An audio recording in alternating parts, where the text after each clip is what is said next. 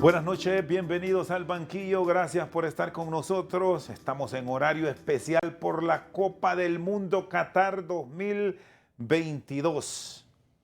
A partir de las 10 de la noche compartimos con ustedes diálogos de interés nacional de temas puntuales de país. Hoy revisamos el tema de los energéticos, la inversión nacional y qué nos está dejando para el próximo año el tema de los combustibles, con precios jamás vistos en la historia de la humanidad, producto de la guerra que continúa entre Rusia y Ucrania. De pronto el mundial nos ha apartado un poco de este conflicto bélico, pero economías como la hondureña se han visto seriamente golpeadas.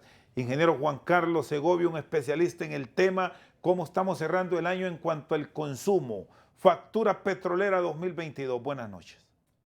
Buenas noches, Chendo, y gracias por la invitación.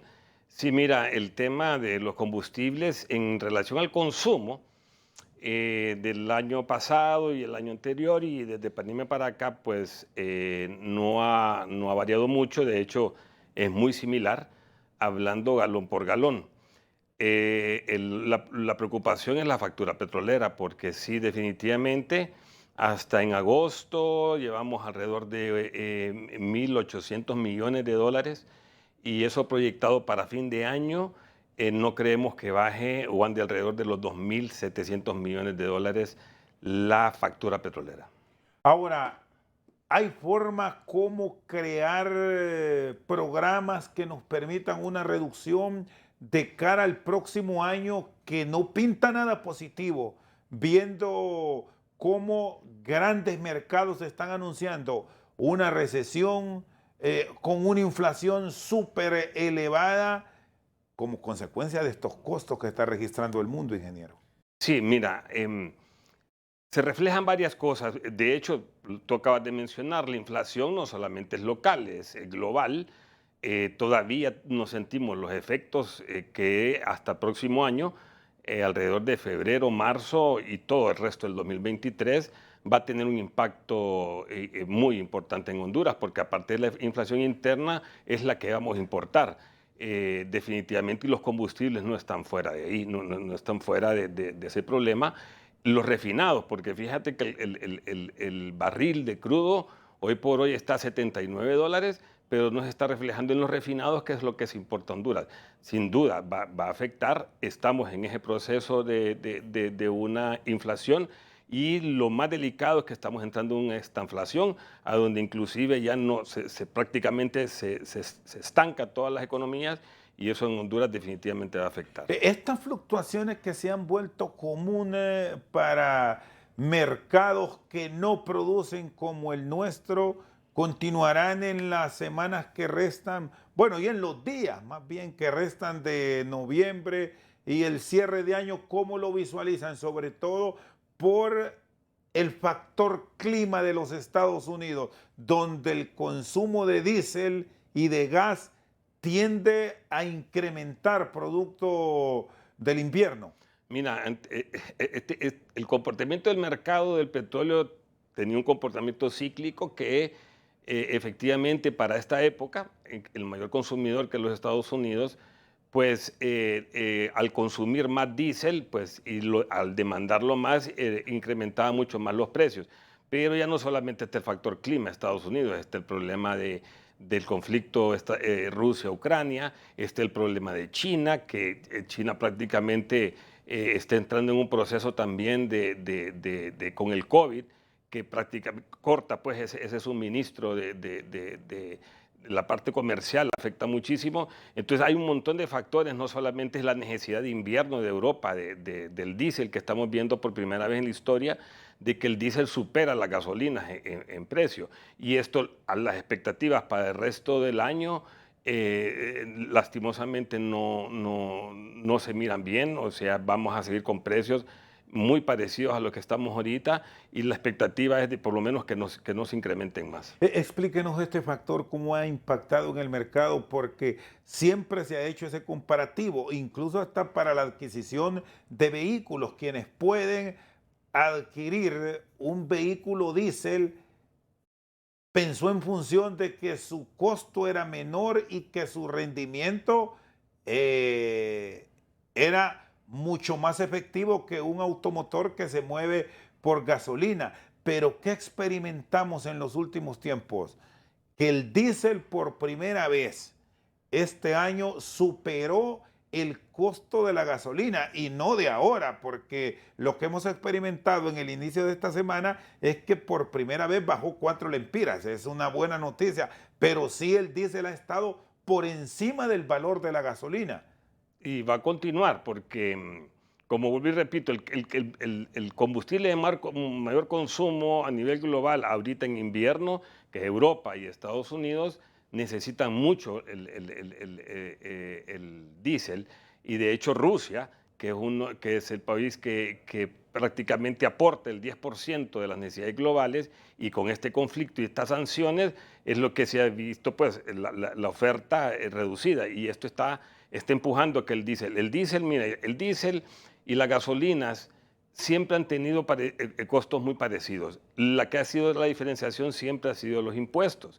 Y eso es lo que ha sucedido en Honduras. Por ejemplo, si los impuestos antes de lo que pasó este año, con el gobierno actual, que redujo 10 lempiras por combustible, las gasolinas andaban alrededor de 35 lempiras en impuestos, ya bajaron a 25, 24, y el diésel andaba alrededor de los 20 lempiras. Entonces, esa diferencia de los 15 lempiras en los impuestos es la que siempre ha tenido la diferencia, pero ahora ha sido que no influye ni casi tanto ese impuesto, que el diésel, de hecho, está igual que la super. Lo único que tiene bajo es la regular.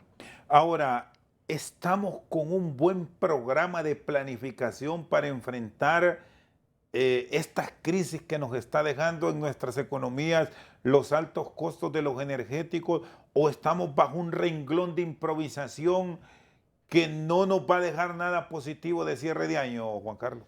Mira, yo creo que nos estamos enfocando mucho, que definitivamente hay que hacerlo. En políticas de ahorro, sí, tenemos que establecer políticas de ahorro importantes. Hoy leí un comunicado inclusive de la alcaldía de Tegucigalpa con el gobierno para reducir, pues, la parte de la circulación de la parte del gobierno, los vehículos estatales y eso, y otras medidas que se van a implementar a través de la policía municipal y esto y aquello.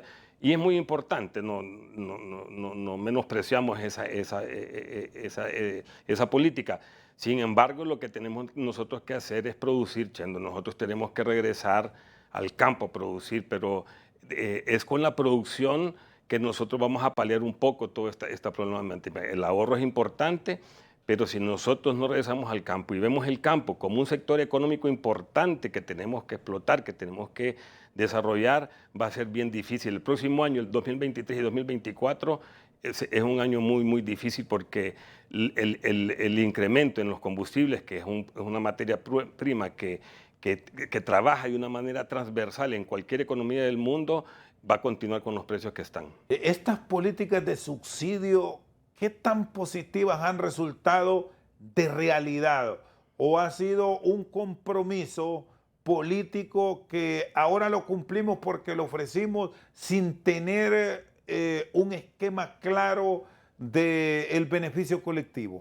Mira, por lo menos yo siempre he dicho y he manifestado que los subsidios son espejismos, pues porque si bien se toman como una política, son cosas eventuales y a muy corto plazo, porque eventualmente ese valor que se subsidió, por ejemplo, ahorita viene subsidiándose el combustible, el diésel, en todos los incrementos un 50%, pero alguien está pagando eso, alguien lo está cubriendo. Normalmente son las compañías importadoras, que eventualmente el gobierno, dependiendo qué tanto tiempo dure o cuánto es el incremento, cuánto es el subsidio, eventualmente se lo tiene que regresar. Hasta no hace mucho tiempo eran 300, 400 millones de lempiras que había acumulado, que en la baja, cuando tiende a bajarse normalmente el combustible, y ese combustible que fue subsidiado, es donde el gobierno le empieza a regresar este dinero a las importadoras. Es, para mí, para nosotros, un subsidio, un congelamiento es un espejismo. Ahora, las políticas que el gobierno ha diseñado para el próximo año tienen el aval o al menos la consulta de los expertos bajo el entendido de que se debe revisar si los empleados públicos, que es lo que han planteado, entran a determinada hora y su retiro es puntual a una hora del día, el teletrabajo, restringirle incluso hasta la movilización del transporte público, son medidas que pueden contribuir o cómo lo ha revisado el sector privado, Juan Carlos. Mira, sí contribuyen, no con el impacto que quisiéramos, porque recordemos que estas medidas funcionan en ciudades como Tegucigalpa, San Pedro Sula, Progreso, Ceiba, Choluteca, tal vez, pero en el resto del país muy poco, nada. Funciona en el teletrabajo. Nosotros como empresa privada también nos hemos unido a la campaña y en efecto funcionan esos aglomeramientos de vehículos, en Tegucigalpa, en San Pedro Sula. Estas medidas que te comenté que se están implementando ahorita el gobierno con las alcaldías, va a funcionar, está bien, pero no con el impacto que uno quisiera. La autorregulación también es bien difícil. No tenemos alternativas de transporte público seguro. La gente siempre su vehículo lo va a ocupar. O sea, por ejemplo, en mi casa yo salgo a las 7, 8 de la mañana de mi casa, mi esposa sale a las 9, es muy difícil, mis hijos tienen otro horario y no es tan fácil pues tener un solo vehículo para la familia y terminan saliendo todos los vehículos. Eso es lo mismo pasa en todos lados, si no, funciona, pero no creemos nosotros que es el impacto que quisiéramos. Muy bien, el empresario de los energéticos, Juan Carlos Segovia, con nosotros esta noche al banquillo. Hacemos una pausa, ya regresamos. Cumple tus sueños y viaja por el mundo en grande con Lotería Nacional del Pani. Participa y gana 1.700.000 lempiras. La Grande también te regala premios de 50.000, 25.000, 10.000, 5.000 lempiras y más de $500.000 de lempiras en pagos por terminaciones. Recuerda que con Lotería Nacional ganas tú, gana Honduras. Uno de los mayores problemas que tiene la electromovilidad es el tiempo, Chendo, porque todo tiene que cambiar. Eso ya no es lo mismo que cuando tú llegas a una estación de servicio y que te demoras de 1 minuto a 4 minutos. Eso ya en la electromovilidad hasta la fecha no se ha podido superar. Seguimos al banquillo con el ingeniero Juan Carlos Segovia. Bueno, hay más vehículos circulando en nuestro país, está claro. Se habla que para Tegucigalpa, con las calles y avenidas que hay habilitadas, porque no por toda la ciudad se puede mover con fluidez. El diseño es para unos 250.000 vehículos como máximo. Tegucigalpa y Comayagüela. Pero aquí está circulando casi 1 millón de automóviles a diario, y esto obviamente dispara los consumos. Estamos en un tiempo para ahorrar, pero ahorrar de verdad, ¿o esto es mentira? Mira, el consumo se ha mantenido muy parecido, alrededor de 450, 480 millones de galones al año. Sí, en efecto, el parque vehicular ha crecido, pero es por la eficiencia energética, pues porque los vehículos del 2022 no es el mismo consumo de un vehículo de hace 20, 30 años. Antes tú recorrías 30 kilómetros, 20 kilómetros por galón, ahora hay vehículos que recorren hasta 70 kilómetros por galón. Entonces, es muy parecido los últimos 5 o 6 años, andamos entre entre 480 y 500 millones de galones, pero no ha bajado, el consumo se ha mantenido. No ha crecido en galones, en efecto, el parque vehicular ha crecido, pero el consumo se sigue manteniendo. ¿Es tiempo para ir pensando en cambios de flota a futuro? Pensar a nivel del Estado, donde hay un consumo que se puede bajar y podría servir como ejemplo en migrar a vehículos eléctricos, ¿o esto es soñar despierto? No, mira, fíjate que en Europa y en los países escandinavos, precisamente hay lugares inclusive que ya hasta el 100% son vehículos con electromovilidad, o sea que definitivamente no hay hidrocarburos involucrados. En estos países sí va a costar mucho más. Recuerda que nuestra generación energética de energía en el país ronda, inclusive porque es muy discutido ese porcentaje, cuánto se genera con hidrocarburos en Honduras, pero supongamos que anda un 50-50%.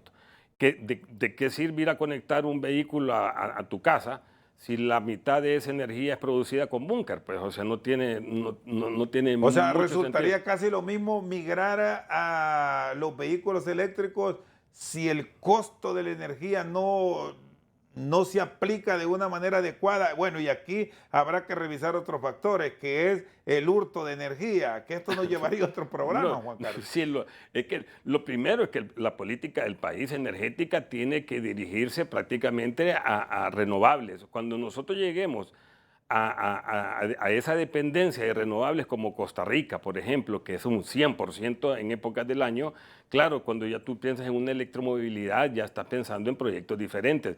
Pero adaptarlo aquí en Honduras no es que no entremos, por supuesto que tenemos que hacerlo, tenemos que migrar, y no solo a la electromovilidad, sino que también de hidrógeno con movimiento de hidrógeno, que es otra fuente de energía muy importante a nivel global, bastante avanzado. Colombia lleva mucho avance en eso. Europa, España es uno de los países también que está bastante avanzado con hidrógeno, que es básicamente la misma electromovilidad, nada más que la carga, la batería, en vez de venir con litio, viene con hidrógeno. Sí, debemos nosotros tener una política de cambio, de ir cambiando el parque vehicular, pero pensar lo que va a ser en los próximos 5 o 10 años es muy difícil. Porque la cantidad de vehículos eléctricos que funcionan en el país, bueno, yo he visto dos, tres en Tegucigalpa, no sé si a nivel de país llegan al centenar, siendo optimistas o pensar tal vez en un millar en este momento. Eh, hay, eh, Hay que hacerlo. De hecho, nosotros en la asociación, en la DIP, como asociación, nos hemos puesto al orden de la institución encargada, que es la Secretaría de Energía, para que para que busquemos esos proyectos, esas alternativas, y a ir poniendo electrolineras, se llaman, electrolineras o cargadores de vehículos en diferentes estaciones en el país, para que vayamos motivando. Pero lo más importante ahorita es acelerar esa oferta que nosotros tenemos en la generación de energía, que vaya siendo cada año que pasa más renovable. Hasta el momento a nivel de ADIPE, ¿hay electrolineras o solo están más estos servicios a nivel privado de ciudadanos que han traído su auto eléctrico y lo conecta a título personal en su vivienda o en algún negocio? Hay ambas. Yo por lo menos conozco solamente una gasolinera en el sur del país, de un amigo que puso una electrolinera ahí, y fue porque había un proyecto de un vehículo, de una fábrica, que iba a cruzar toda la Centroamérica. Entonces ellos fueron en todo el recorrido en la Panamericana, ubicaron el lugar y él la tiene ahí. Él le da servicio a un par de vehículos ahí, pero sí, nosotros, pues, vuelvo y te repito, nos hemos puesto a la orden con el gobierno para ir de la mano con este proyecto. Y estos servicios son caros, ya han hecho balances, ¿cuánto se pagaría? Porque eso también hay que trasladárselo al ciudadano, que el hecho de que vengan vehículos eléctricos no es que no van a pagar un consumo. Claro que conectarlo va a implicar un pago.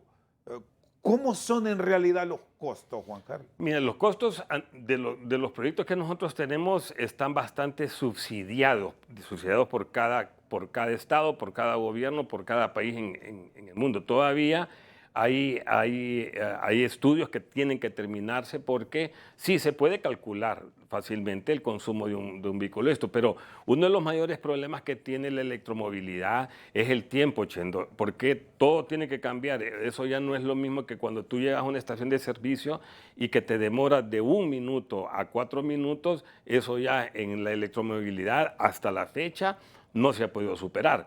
Tú mínimo necesitas unos 15 minutos cuando es muy eficiente la electrolinera y que te pueda cargar. Y para eso tú necesitas otro tipo de instalaciones, o sea, en las estaciones de servicio. Porque aquí hay otro elemento y es la estabilidad de la potencia, que no es la mejor, la de Honduras. Aquí con frecuencia tenemos altos y bajos en el voltaje y todo esto genera un rendimiento puntual en el auto, porque son vehículos con tecnología de punta, son autos de avanzada y si no le estamos trasladando la carga ideal, pues a futuro vendrán problemas y dificultades en una enorme inversión, porque los vehículos eléctricos tampoco es que son baratos, son muy caros. Sí, pero eso se descarta porque el equipo que tú instalas para cargar un vehículo ya viene equipado para que previo a que tú cargues un carro ya vaya, pues, como tú lo mencionas, ya la energía está estabilizada y sea la correcta. Y eso se descarta porque los equipos precisamente prevén esos problemas o esas irregularidades en las fuentes de energía que ellos mismos las regulan. Bueno, quiero cerrar esto de los servicios de combustible y electricidad en este mundo moderno. Se logró certificar que los octanajes en los energéticos de consumo nuestro, sobre todo la gasolina súper irregular, son los adecuados, que ya no debemos estar con esa duda, que siempre que tengo la oportunidad, Juan Carlos, de abordar este tema con especialistas, les traslado la misma interrogante. El octanaje de la gasolina regular, que sigue siendo un combustible relativamente cómodo frente a la premium, pero al hondureño no le gusta consumir. Porque todavía tiene la percepción de que no es de buena calidad. Ningún carro actualmente, su requerimiento mínimo es de 88 octanos y el requerimiento mínimo para el combustible en Honduras, no en toda la región, porque solamente Nicaragua y Honduras han quedado rezagadas porque el resto de la región ya implementaron los 91 octanos. Se ha quedado con 88 octanos. Entonces, nosotros como ADIPE le hemos dicho al gobierno que nosotros no vamos a impulsar el consumo de regular hasta que no se reglamente y se eleve de 88 a 91 octanos. ¿Y quién es el que pone el obstáculo para no pasar a los 91 octanos con la regular? Los gobiernos de turno, todos. Al ministro Eric le han planteado eso, sí, que haga la regulación. Sí, lo que sucede es que ellos lo miran en función del incremento que va a tener de mejorar de 88 a 91 octanos. Estoy suponiendo yo que lo ven así, que sería de un par de lempiras, que yo no creo que le afectaría mucho al consumidor, pero se va a ahorrar 10 lempiras porque la superior cuesta más que la regular. Me imagino yo que es más que por la parte impositiva, porque el Estado dejaría de recibir, porque ahí sí es importante la diferencia, son 4 o 5 lempiras, ¿verdad? Tú la regular recibes el impuesto, el Estado recibe 20 y de la super recibe 24 o 25 lempiras. Entonces, esos 4 lempiras, si nosotros hacemos que por lo menos unos 100 millones de galones se pasen de super a regular, el Estado estaría dejando de percibir entre 400 y 500 millones de lempiras. Yo creo que va más por ahí que por el incremento de un par de lempiras que le representaría. ¿Y la premium o la superior con cuántos octanos se está distribuyendo en el país? 95. ¿Y qué pasa si cambiamos? Porque de pronto podemos encontrar un ciudadano que no ajusta para la premium y carga con regular. ¿Qué dificultad le genera en rendimiento al motor? Si mezcla. Si mezcla. Ninguna. No, eso se llama blending en inglés, que es prácticamente mezclar dos combustibles. Si tú mezclas 50 y 50% super con regular, tú estás sumando 95 más 88 entre 2. Te llegaría como a 91. Cambiarle esto de la mente al consumidor, bueno, usted que está en la industria sabe que es enormemente complejo. Sí, pero si no vamos de la mano con una política del gobierno para establecerlo y promoverlo, y el cambio va a ser mucho más difícil. De hecho, el nombre de la regular solamente ahí ya lleva una desventaja. Lo regular es malo. Muy bien. Juan Carlos Segovia, vicepresidente de ADIPE, con nosotros esta noche al banquillo. Una pausa y ya regresamos. Porque le hemos pedido importancia al sector agrícola. Si tú miras, y no solamente de este gobierno, los gobiernos anteriores, por lo menos venimos arrastrando esto hasta más de 15, 20 años. Le han perdido un interés al sector agrícola, lo han visto como un sector meramente demagógico.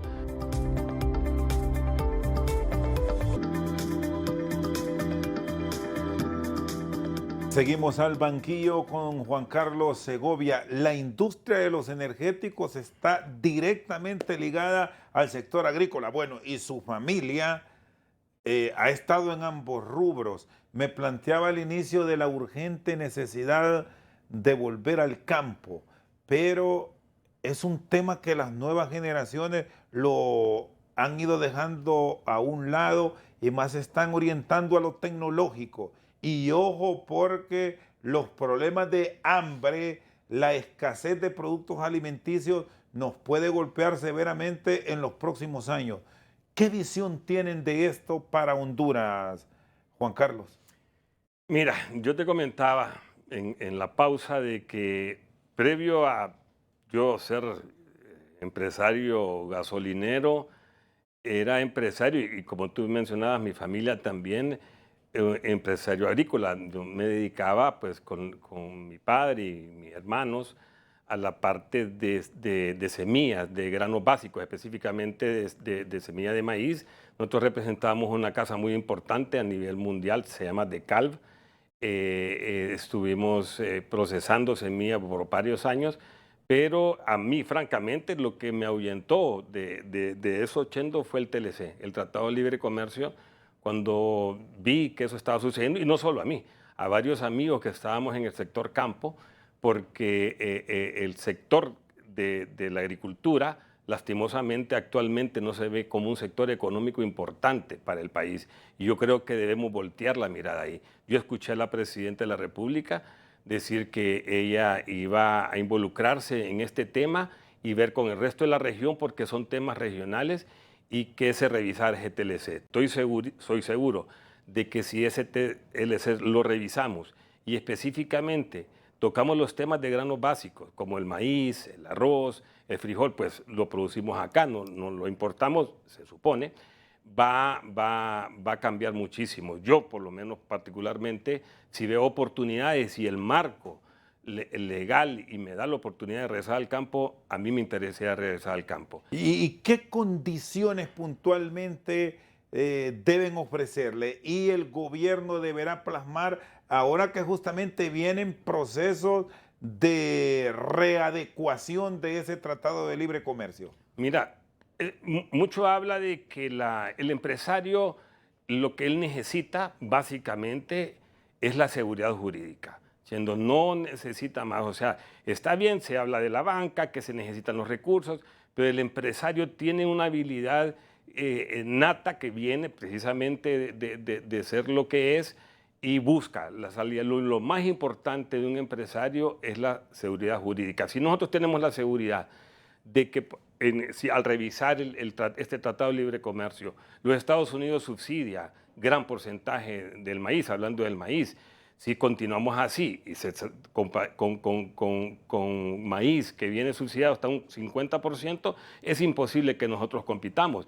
Pero si ese arancel, si con los Estados Unidos entramos en una negociación, que el maíz lo dejemos que lo produzcamos nosotros, te lo apuesto que en menos de 6 meses estamos regresando por lo menos 100 empresarios al campo. El tema de otro grano básico que es fundamental y que les ha venido acarreando problemas a los productores es el frijol. Las políticas que se han puesto en marcha no han sido las más adecuadas, a extremos que aquí recuerdo, hace unos meses atrás salieron corriendo a intentar cerrar fronteras cuando el propio mercado común centroamericano lo prohíbe, si esto es abierto. ¿Por qué se ha fallado tanto también a nivel de políticas agrícolas internas, más allá de este comparativo que tenemos con el Tratado de Libre Comercio con los Estados Unidos, Juan Carlos? Porque le hemos perdido importancia al sector agrícola. Si tú miras, y no solamente de este gobierno, los gobiernos anteriores, por lo menos venimos arrastrando esto hasta más de 15, 20 años. Le han perdido un interés al sector agrícola, lo han visto como un sector meramente demagógico. Se escucha mucho de esos bonos tecnológicos. Definitivamente que hay que atender al minifundista. Esa persona, la parte de subsistencia tiene que existir. Pero si el empresario no va al campo, si no lo agarramos de manera masiva, sembrando 200, 300 manzanas, de manera de que por por lo menos podamos proveer nuestro propio alimento, va a ser muy difícil si no miramos al sector agrícola de otra manera. ¿Qué tanto les afectó en su momento también procesos para muchos fallidos o hasta de arreglos internos como las condonaciones? Resolvimos el problema que teníamos con el auro y la deuda, el Estado nos perdonó, dejamos esto tirado aquí y nos vamos para otro tipo de actividades. Bueno, precisamente eso es lo que sucede y es la misma, lo que te mencionaba hace un momento. No entendemos por qué el Estado abandona el sector agrícola, ni cuál es el interés en el sector agrícola y el por qué negociamos nosotros creyendo que eventualmente íbamos a sustituir importaciones y produciendo otro tipo de alimentos en Honduras cuando lo que nosotros podíamos y podemos hacer es lo que ya sabemos y sabemos hacer hace más de 100, 200 años, que es producción de granos básicos.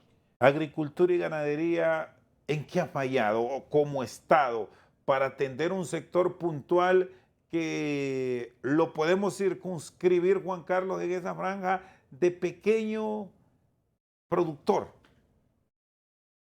Volvemos a lo mismo. O sea, es un problema de política de Estado. Si nosotros seguimos viendo o si menospreciamos al sector agrícola en su totalidad y no lo vemos como un sector económico importante para el país, que de hecho lo tenemos que hacer porque no vamos a tener muchos espacios. En el 2023 y 2024, Chendo, vienen años y épocas sumamente difíciles.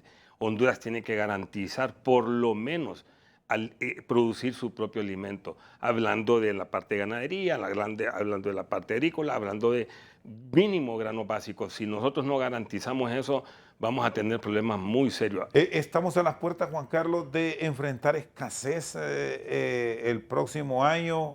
Por supuesto, claro, por supuesto. Mira, y ahorita, pues, viendo, y no solamente eso, sino que sumado también todas estas tormentas y estos huracanes que ya son parte, tienen que ser, y nosotros tenemos que cambiarnos el chip, porque esto de aquí en adelante va a ser anual. Esto ya no va a ser muy difícil y mientras entramos en un proceso de reversión y de bajar un grado y medio, que es lo que están pidiendo, eso van a faltar 15, 20 años. Honduras tenemos que hacer cosechadoras, mega cosechadoras en todo Honduras y decimos, puch, pero ¿cómo vamos a financiar eso? Bueno, los países que generan este problema climático, si lo sabemos vender, la idea, aquí podríamos por lo menos hacer unas 100, 200 mega cosechadoras a nivel nacional y represas que vinieran a garantizar la producción en el campo. ¿Y qué grado de culpa hay en los actores involucrados? Y aquí es Estado, empresa privada y la misma sociedad, porque parece que solo somos del momento. Ya se nos ha ido olvidando un poco lo de las represas del Valle de Sula porque ya bajó un tanto el problema de los ríos desbordados, viene diciembre, luego está un periodo de verano y lo olvidamos. No hay una planificación adecuada. Lastimosamente, lo que va del año, no vemos más que eso, pues, incertidumbre, la planificación una falta de planificación importante. Esperemos que ahorita que la señora presidenta reunió al Consejo de Ministros para evaluarlos y que tome decisiones importantes, diciendo, porque definitivamente lo que ha pasado en estos 9, 10 meses a la población en general, yo creo que necesita un poco más de certidumbre, un poco más de conocer el oriente a dónde vamos y la política del Estado, porque no la hemos tenido. Definitivamente ha faltado, como tú dices, se mencionaba, pasó el huracán, pasó esto, pasó lo otro, ya bajó el interés en seguir hablando de eso, pero no, es un problema que tenemos que definir.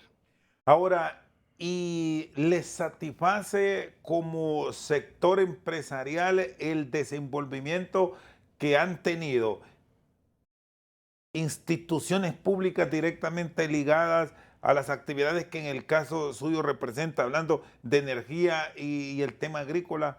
o es oportuno pensar en cambios, en buscar una verdadera revolución para el próximo año?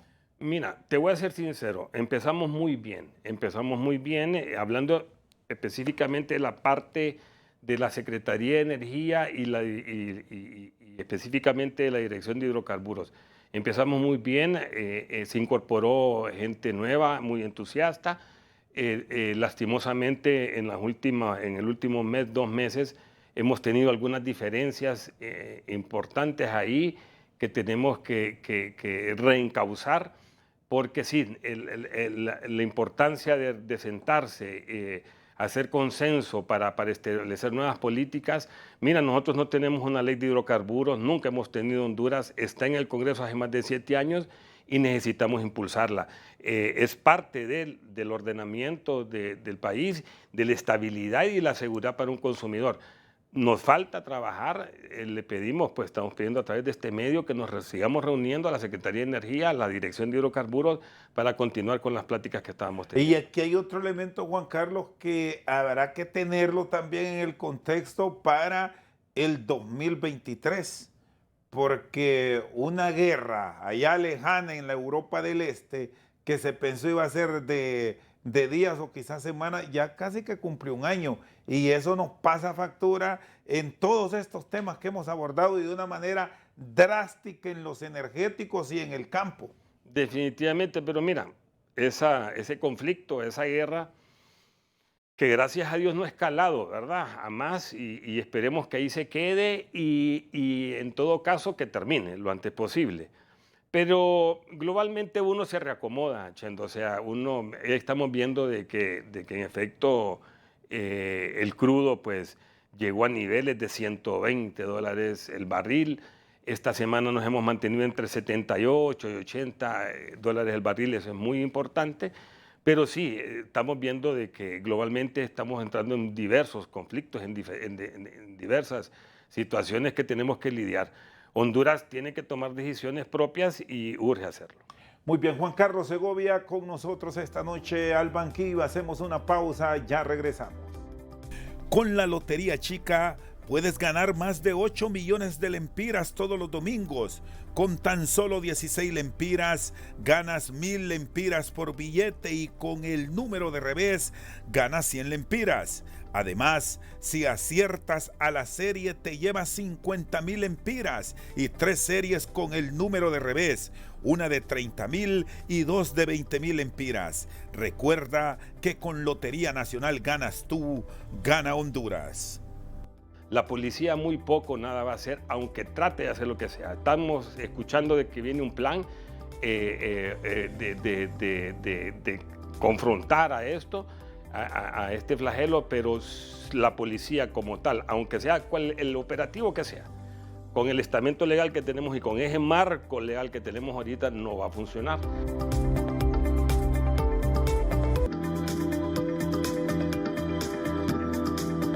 Seguimos al banquillo con el ingeniero Juan Carlos Segovia. Bueno, otro de los elementos que también se mezcla en todas estas enormes dificultades que mantiene el sector y que no está aislado de la misma es la extorsión. ¿Cómo han enfrentado todo esto? Porque forma parte de un todo que le genera una afectación al inversionista, Juan Carlos. Mira, esto al gobierno no le va a gustar y esto viene de hace años, esto no es de ahorita. Esto no se le está yendo de las manos, no es nos está yendo de las manos. Esto se nos fue de las manos hace tiempo. Esta es una guerra que se nos declaró, y Dios se nos declaró al ciudadano de a pie, al ciudadano común y corriente, este flagelo que es la extorsión. Aquí yo he leído algunas estadísticas o algunos cuadros, he visto algunas gráficas que no sé cómo la sacan o si tienen base científica, siendo porque yo no creo, mira, es muy difícil pensar en cualquier colonia, en cualquier ciudad y ahora hasta en los mismos pueblos, de que un mercadito, un taller de carpintería, un taller de un ebanista, o lo que sea, no sea extorsionado. Esto tiene muchos años, dicen que inclusive hasta hay ya abuelos que empezaron siendo muchachos que están y siguen en esta actividad. A nosotros ya nos declararon la guerra y aquí lo que se necesita es una política de Estado clara.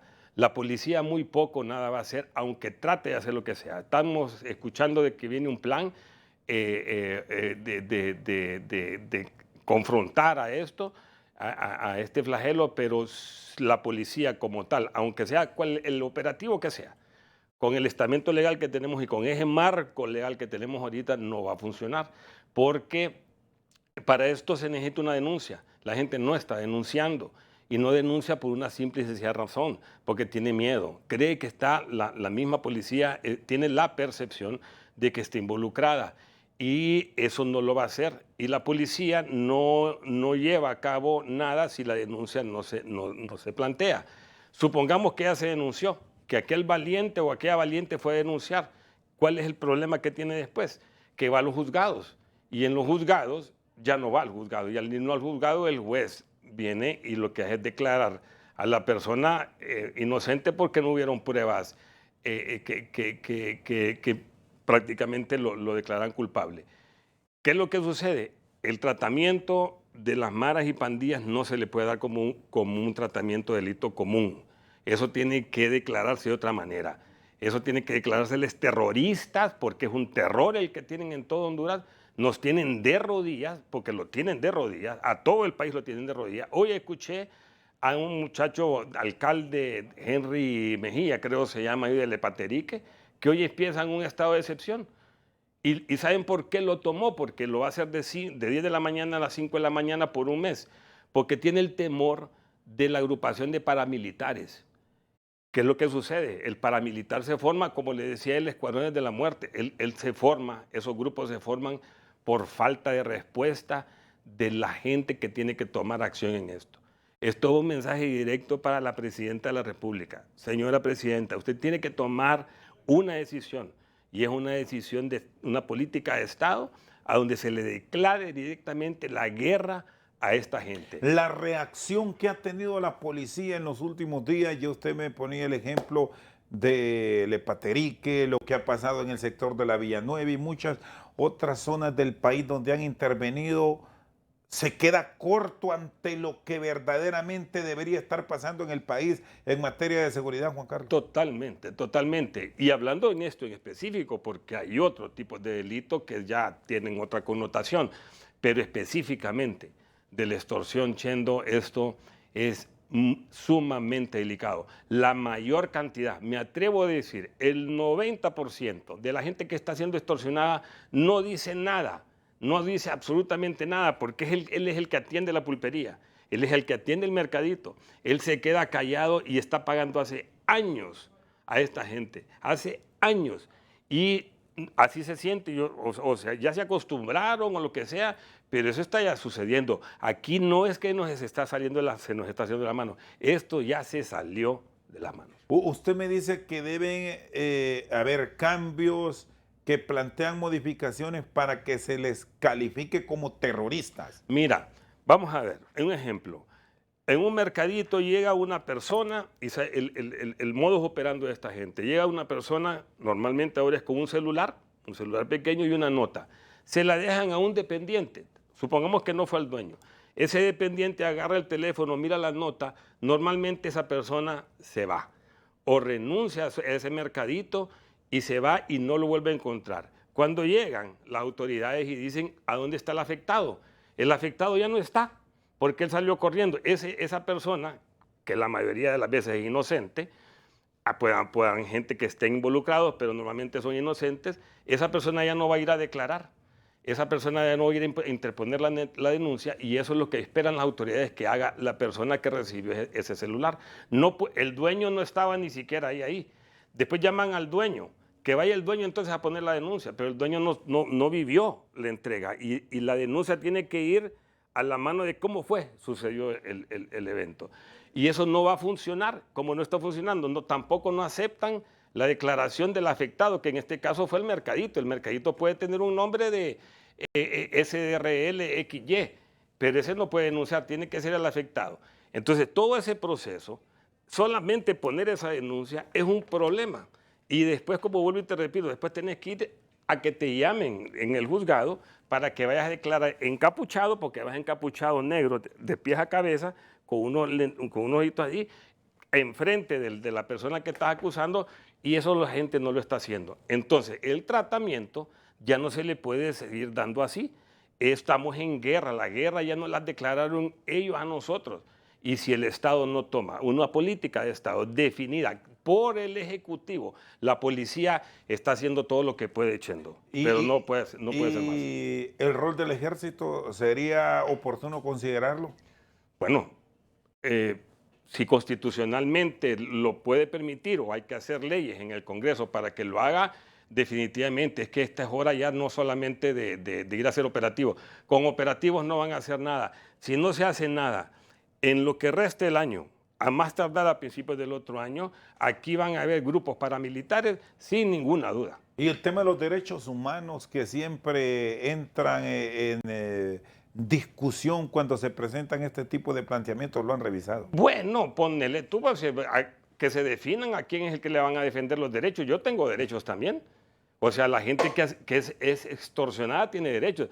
Pero pareciera muchas veces, vemos que están defendiendo más a la gente que está en las cárceles porque no tiene un celular, que es otra causa. Yo escuché a Mario Fu, a un vocero de la institución de la policía, pedirnos a las empresas que presionemos para que este problema de los celulares en estas cárceles de alta seguridad ya no se continúe, pero dice que la gente de derechos humanos es la que pone trabas porque esta gente tiene que tener un nivel de comunicación. Entonces, aquí tenemos que ponernos de acuerdo, y si no, que la misma presidenta tome alternativas. ¿Políticas como las de El Salvador funcionarían o qué visión tiene?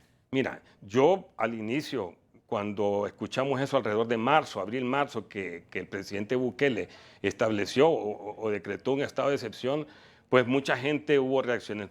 Tengo conocidos en El Salvador que al inicio pues estaban muy incómodos, estaban muy molestos, pero ahorita que estamos hablando, yo no tengo un dato específico o un dato certero, pero con la misma gente que yo hablé en abril, que estoy hablando ahorita, definitivamente han visto un cambio positivo.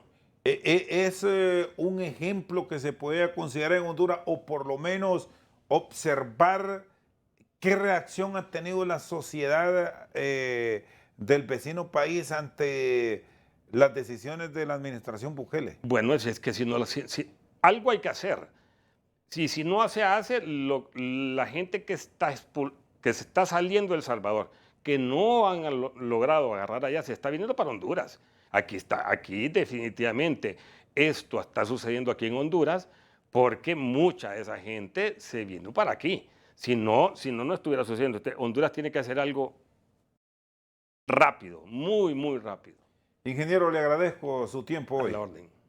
El vicepresidente de ADIPE, el empresario Juan Carlos Segovia, con nosotros esta noche al banquillo.